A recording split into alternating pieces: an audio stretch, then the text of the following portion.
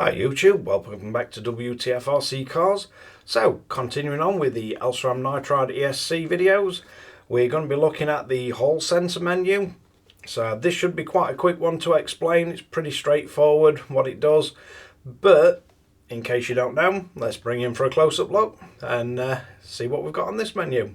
So for this one, we can press and hold as edit. We've got as first number, which is 10k. So this is what's going to happen when it hits 10,000 RPM. Then you press it. We've got the number of degrees that we can change. So this is basically software controlled of the mechanical timing of the motor. And then you've got your top RPM. So basically what it's going to do is change the hall angle at once it gets to 10,000 RPM, it's going to change it and it's going to try and hit whatever target you've got by the time it hits 44,000 RPM. So main takeaway on this, it gives you a ramp up in your actual hall angle timing.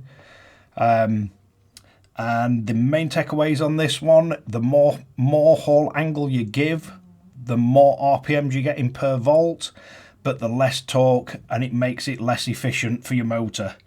So yeah, if you know about these settings and you want to change the timing, this is where you do it. It's nice that you've got like an RPM band that you can do it to as well.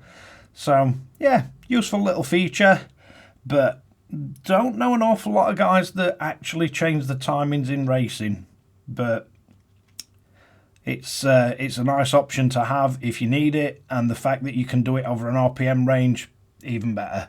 So let's wrap this one up. So there you have it, brief explanation of what the software controlled mechanical timing control does.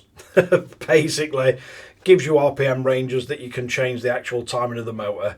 The more you advance it, so the higher the number, the faster the motor's going to spin RPM wise per volt, but you're going to lose torque and you're going to lose efficiency.